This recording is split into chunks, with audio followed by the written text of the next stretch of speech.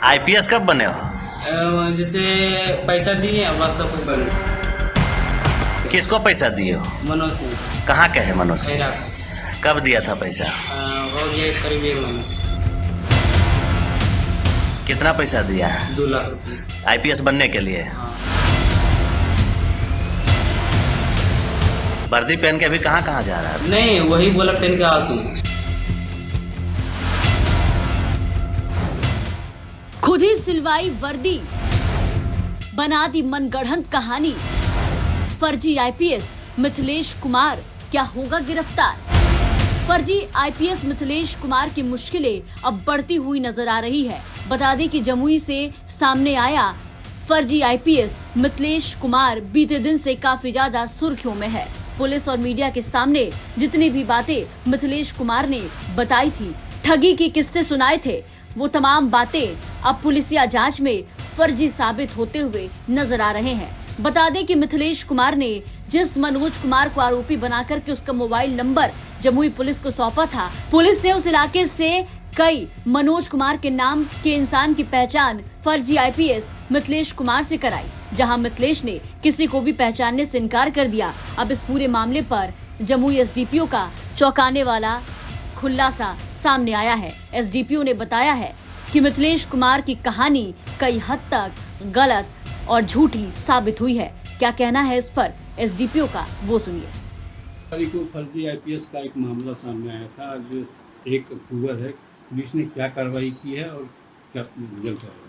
देखिए, 20 सितंबर को हम लोगों ने उस संबंध में एक एफआईआर दर्ज की थी। एफआईआर दर्ज करने के बाद जो विधि सम्मत प्रक्रिया है उसके तहत अनुसंधान प्रारंभ किया गया था। इस मामले में जो मिथिलेश कुमार हैं, जिन पर प्राथमिकी दर्ज की गई है, जो कांड के अभियुक्त हैं, उनकी निशानदेही हेतु और अनुसंधान में सहायता हेतु खैरा थाना अंतर्गत जो मनोज सिंह नाम के व्यक्ति, जिनके बारे में उनके द्वारा बताया जा रहा था कि उस व्यक्ति ने उनके साथ चीटिंग की है, हम लोगों ने अनुसंधानक और थानाध्यक्ष के साथ उस एरिया के सभी मनोज सिंह, लगभग 4 लोग मिले थे हम लोगों को, और उनकी पहचान जो मिथिलेश हैं उनसे करवाई थी। मिथिलेश के द्वारा उन चारों में से किसी की भी पहचान उस व्यक्ति के रूप में नहीं की गई है जिससे उन्होंने पैसे देकर फर्जी आईपीएस का ये वर्दी ली थी।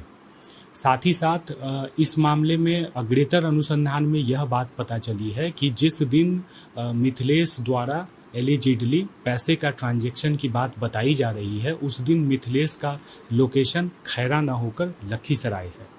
इस मामले में एक अन्य बात आई है कि मिथिलेश द्वारा जो 2 लाख रुपए हैं वो अपने मामा से लेने की बात हम लोगों को बताई गई थी, परंतु उसके मामा से पुलिस की जो पूछताछ है उसमें उसके मामा द्वारा ऐसे किसी भी 2 लाख रुपए एक मुश्त भुगतान की बात से इनकार किया गया है। मिथिलेश द्वारा पूछताछ के क्रम में 2 नंबर दिए गए थे और बताया गया था कि वे दोनों नंबर मनोज सिंह के हैं। पुलिस द्वारा उन दोनों नंबरों के सत्यापन में वे दोनों नंबर इनएक्टिव पाए गए हैं।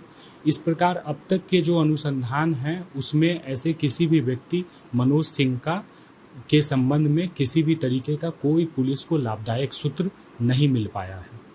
तो मतलब कि झूठ बोल रहा है कि काल्पनिक बातें कर रहा है, और आगे क्या कार्रवाई की जाएगी? देखिए, पुलिस को जो अनुसंधान में जो वैज्ञानिक दृष्टिकोण से साबित करने के लायक जो साक्ष्य होने चाहिए वो अब तक उपलब्ध नहीं हुए हैं।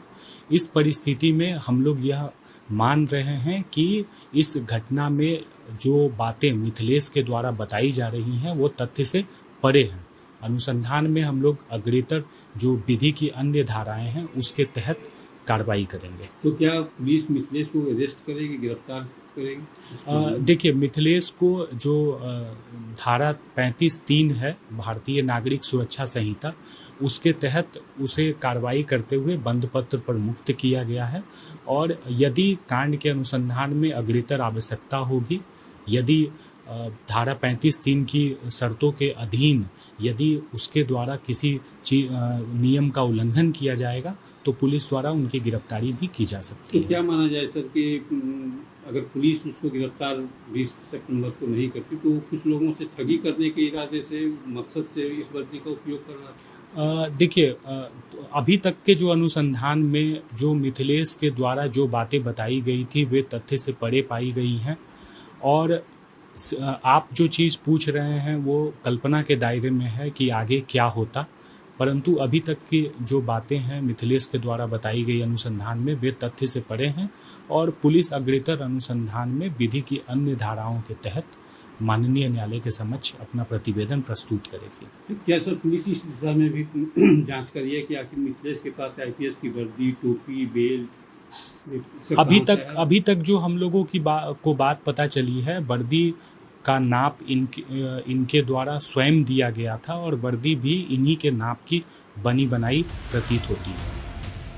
तो सुना आपने, एसडीपीओ ने बताया कि मिथिलेश कुमार ने मनगढ़ंत कहानी बनाई है। अब पुलिस इस पर कार्रवाई करने में जुट गई है। फर्जी आईपीएस मिथिलेश कुमार ने पुलिस को जो भी जानकारी दी वो मिलती जुलती नहीं है। अब देखना होगा कि मिथिलेश कुमार की मुश्किलें कितनी बढ़ती है। क्या फर्जी आईपीएस मिथिलेश कुमार अब आगे चलकर गिरफ्तार हो जाएगा? जमुई से राकेश कुमार की रिपोर्ट, बिहार तक।